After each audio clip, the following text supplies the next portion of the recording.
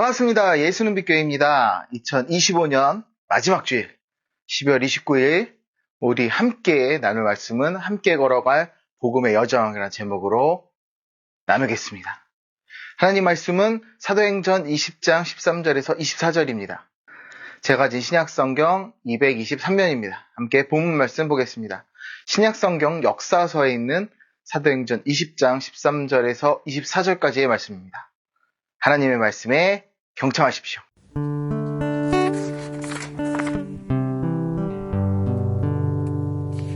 우리는 앞서 배를 타고 앗소에서 바울을 태우려고 그리로 가니 이는 바울이 걸어서 가고자 하여 그렇게 정하여 준 것이라. 바울이 앗소에서 우리를 만나니 우리가 배에 태우고 미들레네로 가서 거기서 떠나 이튿날 기호 앞에 오고 그 이튿날 사무에 들르고 또 그 다음날 밀레도에 이르니라. 바울이 아시아에서 지체하지 않기 위하여 에베소를 지나 배 타고 가기로 작정하였으니 이는 될 수 있는 대로 오순절 안에 예루살렘에 이르려고 급히 가미러라. 바울이 밀레도에서 사람을 에베소로 보내어 교회 장로들을 청하니 오매 그들에게 말하되 아시아에 들어온 첫날부터 지금까지 내가 항상 여러분 가운데에서 어떻게 행하였는지를 여러분도 아는 바니 곧 모든 겸손과 눈물이며 유대인의 간계로 말미암아 당한 시험을 참고 주를 섬긴 것과 유익한 것은 무엇이든지 공중 앞에서나 각 집에서나 거리낌 없이 여러분에게 전하여 가르치고 유대인과 헬라인들에게 하나님께 대한 회개와 우리 주 예수 그리스도께 대한 믿음을 증언한 것이라. 보라, 이제 나는 성령에 매여 예루살렘으로 가는데 거기서 무슨 일을 당하는지 알지 못하노라. 오직 성령이 각 성에서 내게 증언하여 결박과 환난이 나를 기다린다 하시나 내가 달려갈 길과 주 예수께 받은 사명 곧 하나님의 은혜의 복음을 증언하는 일을 마치려 하면은 나의 생명조차 조금도 귀한 것으로 여기지 아니하노라. 아멘.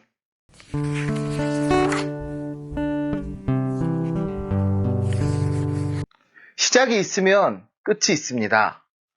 한 해가 시작되었고 이제 한 해가 마무리됩니다. 오늘 본문은 개인적으로 굉장히 의미가 큰 말씀입니다.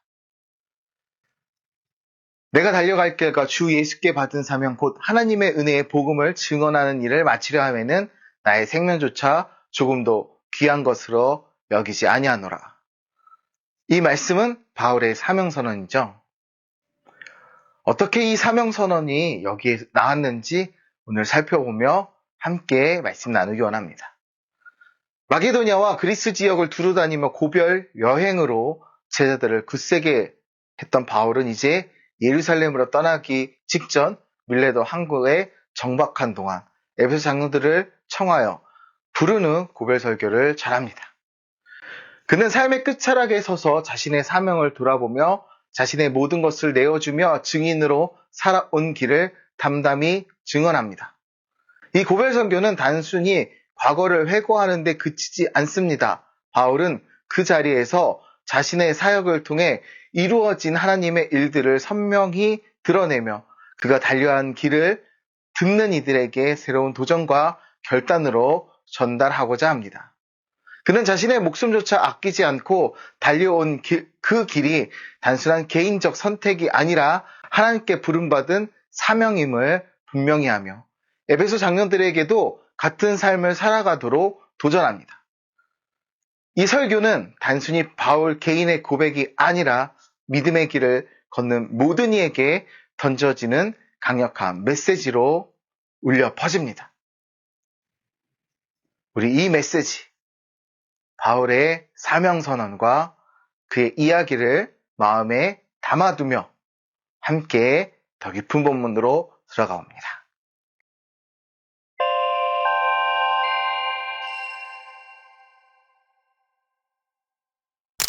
바울을 제외한 일행들은 드로아에서 배편을 이용해 앗소에 도착한 후 바울과 합류하게 됩니다. 이제 오순절 전에 예루살렘에 도착하기 위해서는 일정이 매우 빠듯한 상황이었습니다. 이에 따라 에베소를 경유하는 대신 더 빠른 길을 택해 밀레도로 향할 수밖에 없었습니다. 그러나 바울은 자신의 사행 여정이 끝을 향해 가고 있음을 깊이 인식하고 있었죠. 그는 이 중요한 마지막 순간에 에베소의 장로들과 작별을 나누기 위해 특별히 그들을 밀레도로 오게 하였습니다. 바울에게 있어 이 만남은 단순한 작별 인사를 넘어서 자신의 삶을 통해 하나님께 받은 메시지를 전하는 절박한 시간이었습니다. 그리고 그는 그들에게 유언과도 같은 고별 설교를 전하기 시작합니다. 유언이란 죽음을 앞둔 사람이 자신의 삶을 되돌아보며 가장 중요한 진리를 담아 남겨진 이들에게 전하는 메시지입니다. 바울 역시 자신의 삶과 사명을 돌아보며 남겨진 에베소 장로들에게 하나님께서 주신 사명을 간곡히 부탁합니다. 그는 먼저 모든 그리스도인들이 증인으로 살아갈 것을 요청합니다. 바울은 자신이 어떻게 겸손히 그리고 간절히 주를 섬겨왔는지를 되새기며 이야기합니다. 시험과 고난을 참고 견디면서 사람들 앞에서나 속으로 해서 주저하지 않고 복음을 가르치고 전했던 이유를 설명하죠. 그것은 다름 아닌 자신이 목격하고 경험한 예수님이 모든 사람의 그리스도이심을 증언하기 위해서였습니다. 증인이란 단어는 특별한 의미를 내포하고 있습니다. 증인은 자신이 목격하고 경험한 사실을 공중 앞에서 자신 있게 말하는 사람입니다. 바울은 부활하신 예수님을 만난 이후 자신의 삶을 송두리째 변화시킨 예수님이 유대인과 헬라인 모두의 삶을 변화시킬 수 있음을 확신했습니다. 그 확신 안에서 그는 온 힘을 다해 자신이 보고 경험한 예수님을 증언했습니다. 바울의 삶이 보여주듯이 이 증인의 역할은 단지 사도들에게만 국한된 것이 아닙니다. 현대를 살아가는 모든 그리스도인에게 동일하게 주어진 사명입니다. 우리는 예수님을 영접한 사람들입니다. 그러므로 우리 역시 복음을 세상에 알리고 증언해야 할 증인입니다. 다시 오실 예수님을 기다리는 이 시간 동안 바울이 그랬던 것처럼 삶의 자리에서 예수님을 증언하십시오. 여러분이 경험한 예수님을 담대히 전하십시오. 그것이 바로 바울이 에베소 장로들에게 남기고자 했던 간곡한 요청이자 오늘 우리에게 동일하게 주어진 하나님의 부르심입니다.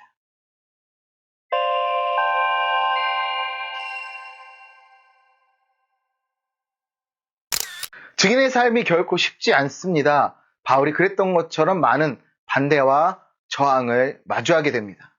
이는 어둠 속에 사는 인간의 본성과 깊은 연관이 있습니다. 끊임없이 의심하고 비판하고 자신의 말이 옳다 주장하는 인간의 교만 때문에 더 그렇습니다. 말씀이 육신되어 이 땅에 오셨지만 빛으로 오신 그분을 보고도 거절했던 것이 어둠에 속한 인생들이라 합니다. 요한복음 1장 1절에서 14절 그 증언에 따라 우리는 알 수 있지요. 그래서 바울은 성령에 매여 예루살렘으로 향하면서도 그것에서 자신이 어떤 일을 당할지 말지 알지 못한다고 솔직히 말합니다. 하지만 이 말에는 두려움이나 망설임의 흔적이 없습니다. 오히려 그것은 복음을 전하는 길에서 어떤 고난이 기다리고 있는지 분명히 알면서도 하나님의 은혜의 복음을 증언하는 사명을 완수하기 위해 자신의 생명을 조금도 아끼지 않겠다는 결연한 태도였습니다. 사도행전 20장 24절 말씀을 여러분 함께 고백합니다. 내가 달려갈 길과 주 예수께 받은 사명 곧 하나님의 은혜의 복음을 증언하는 일을 마치려 하면은 나의 생명조차 조금도 귀한 것으로 여기지 아니하노라. 아멘. 바울의 이러한 당당한 선포는 단순히 말에 그치지 않았습니다. 그의 삶 자체가 그 고백의 증거였습니다. 이 고별 설교를 듣는 에베소 장로들의 마음이 어찌 뜨겁지 않았겠습니까? 그들은 바울이 아시아에 처음 발을 들여 복음을 전하던 날부터 그의 모든 사역을 지켜본 자들입니다. 그들은 바울이 단지 말로만 복음을 전하는 것이 아니라 행함과 진실함으로 그리스도의 사랑과 은혜를 증언해 온 것을 너무나도 잘 알고 있습니다. 바울은 고난을 회피하거나 두려워하지도 않았고 복음을 전하는 일에 자신의 모든 것을 아낌없이 내어 놓았습니다. 바울의 이러한 삶은 단순히 개인적인 열심으로 이루어진 것이 아닙니다. 그것은 성령의 인도하심을 따라 이루어진 선교적 사명이었습니다. 그는 성령의 거룩한 도구로 쓰임받아 온 유럽을 복음으로 바꾸어 놓았습니다. 그의 발걸음 하나하나가 복음의 증거가 되었고 그의 삶 전체가 하나님의 은혜를 드러내는 도구로 사용되었습니다. 우리도 이와 같은 증인의 삶을 살아야 합니다. 바울처럼 복음을 전하는 일에는 반대와 한란이 따를 수 있습니다. 그러나 우리가 그리스도의 사랑과 은혜를 전하는 증인으로 부름받은 자들임을 기억하십시오. 복음을 전하는 데 따르는 환란을 기꺼이 감당하며 우리의 삶을 통해 하나님의 영광을 드러내기 축원합니다. 바울이 그랬던 것처럼 우리도 우리 앞에 놓인 사명의 길을 끝까지 달려가길 소망합니다.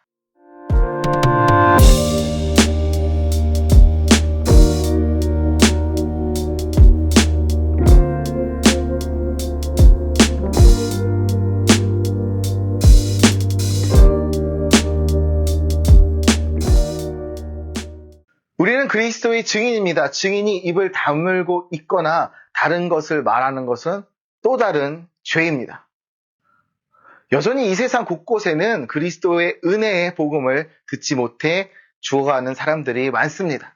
또 들었더라도 깨닫지 못해 죽어가는 이들이 많이 있습니다. 우리가 구원을 받고 하나님의 자녀가 된 것은 단지 우리의 축복으로만 머무르지 않습니다.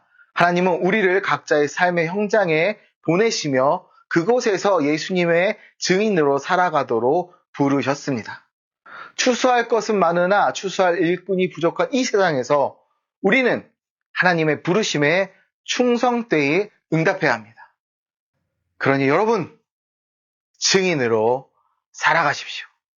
증인의 삶은 단지 말로만 하는 증언이 아닙니다. 발처럼 우리의 삶을 통해 복음을 전하는 것입니다.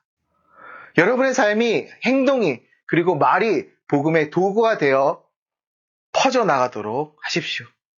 우리가 믿음으로 나아갈 때 하나님은 우리의 작은 헌신을 통해 큰 일을 이루어 주실 것입니다. 제자의 삶을 아낌없이 하나님께 드리십시오. 이제 2025년을 앞두고 있습니다. 우리 예수님빛교회는 중요한 결정을 내렸습니다.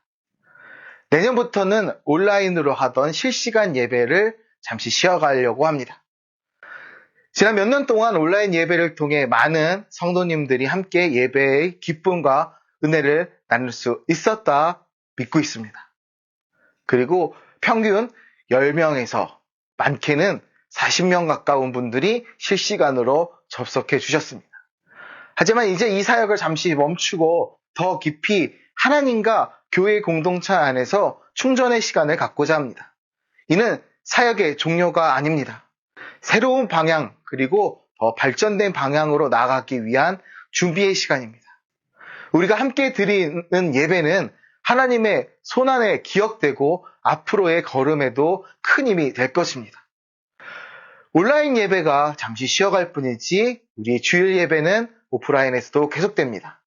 우리 용인에 위치한 제이브라이트 812에서 매주 주일 오전 10시 30분에 진행됩니다.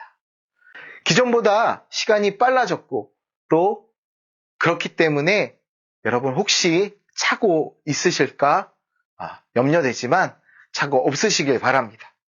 성도님들의 참여와 함께하는 예배를 통해 더 풍성한 은혜를 또 부흥을 경험하기를 기대합니다. 올 한 해 동안 각자의 자리에서 믿음으로 살아내신 모든 그리스도인 되신 여러분들께 진심으로 감사드립니다. 여러분의 수고와 헌신은 결코 헛되지 않았으며 하나님의 기쁨이 되었습니다. 새로운 한 해를 맞이하며 다시 오실 주님을 소망하며 믿음의 증인으로 살아가기를 다짐합니다. 이 휴식의 시간, 이 시간 동안 더욱 하나님과 가까워지고 그의 은혜와 평강 속에 거하는 한 해가 되길 축원합니다. 모두에게 하나님의 사랑과 축복이 가득하시길 간절히 기도합니다. 감사합니다. 나 진리로 살기 원해. 하나님의 뜻을 따라 빛으로 나아가네.